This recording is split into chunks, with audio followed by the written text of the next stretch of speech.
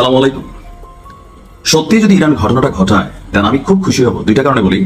প্রথমত মক্কা এবং মদিনা এই দুইটা জায়গাকে ছেড়ে পুরো সৌদি আরবে যদি তামা তামা করে দেয় তাহলে আমি মনে করি খুবই সুন্দর একটা পদক্ষেপ হবে ইরানের জন্য। এখন অনেকে বলবেন যে ভাই আপনি কেন সৌদিতে ইরান হামলা চালাক এটা চাচ্ছেন? বাবা সব তো লেসপেন্সার।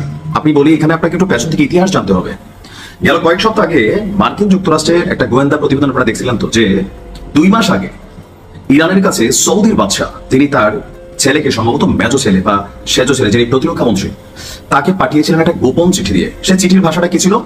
আমেরিকার গণমাধ্যম রয়টার্স এটা প্রকাশ করেছে। সেখানে লেখা ছিল যে ইসরায়েলের সাথে কোন রকম ঝামেলায় যেন না যায় এবং ইরানকে মার্কিন যুক্তরাষ্ট্র যে পরমাণু চুক্তির আওতায় আসার জন্য বলছে সেটা যেন করে। যদি না করে কি হবে? আমেরিকা হামলা চালাবে।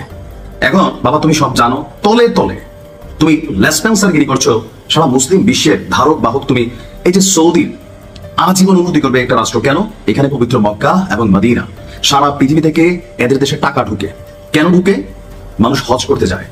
সৌদির প্রতি আমাদের একটা ভিন্ন ভালোবাসা ছিল, আমার ছিল। মক্কা মদিনা নিয়ে আসে ভাই, এখানে আমার কোনো অবজেকশন নাই। বাট রাইট নাও যে সৌদি প্রিন্স আছে যুবরাজ মোহাম্মদ বিন সালমান, মাঝে মাঝে ভালো লাগে, কিন্তু মনে হয় যে আগাগোড়া কলিজার মধ্যে সাহস টাহস নাই।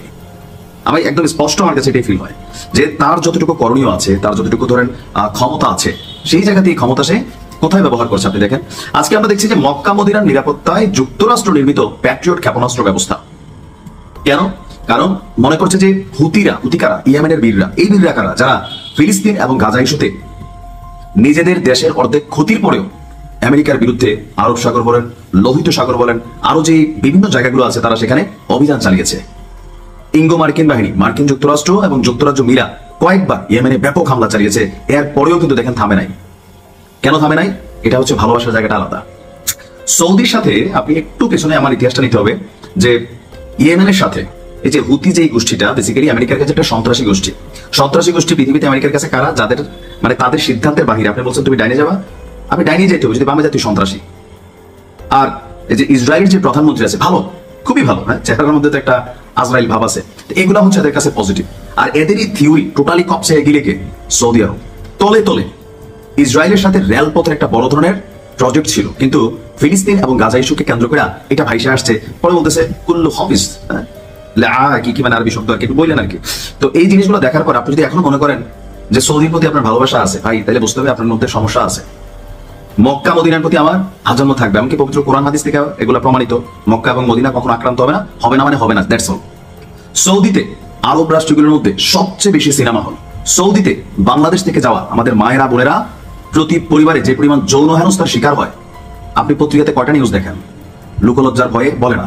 সৌদিতে বাংলাদেশিদেরকে যেভাবে মিসকিনের মতন ব্যবহার করা হয়, পেটের দায়ে 2-4-10 লাখ টাকা খরচ করে গেছে, সুদের উপর টাকা নিয়েছে, এরকম আপনি তো যারা সৌদি আছেন তারা ভালো জানেন। আরে ইয়াহুদি রাষ্ট্র বলেন, ইসরায়েল, অমুসলিম রাষ্ট্র বলেন, পশ্চিমা দেশগুলা, সেখানে আপনি কাজ করছেন, আপনার কাজের চারা পয়সা কমাইরা খাবে না। কিন্তু সৌদিওয়ালারা বহুত ভাই আছেন না, ফোন দেন যে কফিল এমনি ধরা দিছে, আপনি কাজ করবেন, সে ফয়দা নিচ্ছে, মাসে মাসে আপনার থেকে টাকা খাচ্ছে, মানে নর্তুকি নাচানি। সৌদিতে যারা ইন্টারনাল অনেক কিছু জানেন কি হচ্ছে, ওপেন মদ, নারীদের ড্রাইভিং লাইসেন্স দিচ্ছে, এটা ভালো। সৌদির ম্যাক্সিমাম 70% ধনীরও এত পরিমাণ লুচ্ছে, এগুলা লুচ্ছামি করে কোথায়? যুক্তরাজ্যে, যুক্তরাষ্ট্রে। আর যে এয়ারপোর্টটার মধ্যে আসে আলখালাটা লাগাইয়া, মাথার মধ্যে কালো রেলটা লাগাইয়া, আল্লাহু আকবার আল্লাহু আকবার, মানে এরকম একদম হাজি সাহেব সাজে। তো সেই সৌদিকে যদি ইরান এখন ধমক দেয় বা ইরান হামলা করবে ভয়ে, তারা একদম কোন জায়গাটা দিয়েছে দেখছেন তো? মানে মক্কা মদিনা ইস্যু, যেখানে একটা হুতিরা হামলা চালায়। হুতিরাটাকে কুত্তা কামড়াইছে নাকি? হুতিরা হামলা চালাইছে কখন? যখন সৌদি এই পশ্চিমাদের বিরুদ্ধে থেকে পশ্চিমাদের পক্ষে টাকা পয়সা খাইয়া মনে করছে যে হুতি হচ্ছে ইরানের শক্তি। ইরান তাদের কয়েকটা প্রক্সি যোদ্ধাপালের মধ্যে হুতি অন্যতম, মধ্যপ্রাচ্যকে ব্যালেন্স করে যদি তারা স্বীকারোক্তি দেয় না। তো সেইখানে সেই হুতিদের বিরুদ্ধে সৌদির যথেষ্ট সমর্থন। সৌদির অনেক তেল ক্ষেত্র উড়াই টুড়াই দিয়েছে। আমার কাছে ভালোই লাগে। হ্যাঁ, আপনার কাছে যদি মানে ভালো না লাগে তাহলে বুঝতে হবে যে আপনার অন্য মাথার মধ্যে চিন্তা আছে ভাই। অনেকের সাথে আমার দ্বিমত হইতে পারে, মক্কা মদিনা আমার কোনো কথা নাই, কিন্তু এর বাইরে সৌদির 2-4টা খুররাম শাহ আছে যে বড় চোক্কা মাথাওয়ালা, এই রিমাইরা দেওয়া দরকার, দেওয়ার পরে ঘুম ভাঙবে। এখন সৌদির সাথে যে একটা কাজ হবে আমি অ্যাডভান্স বলে দিই, প্রত্যেকটা আরব রাষ্ট্রে ইসরায়েল এবং আমেরিকার অনেক ধরনের এজেন্ট আছে। আমার ধারণা যে কোনো একটা ঘটনা ঘটবে, একটা ক্ষেপণাস্ত্র মাইরা দিতে পারে, কারণ তাদের কাছে তো মক্কা মদিনার ভালোবাসা নাই। মাইরা দিয়ে পুরো দোষ ইয়েমেনের উপর চাপাবে অথবা ইরানের উপর চাপাবে।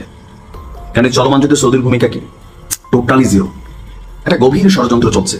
আর সেইখানে সৌদির অবস্থান কি? নিন্দা। হেঁটে তো মুসলিম বের বউ করে ইতানরে কিতা দিয়া ফিসা দিয়া বিটন দরকার।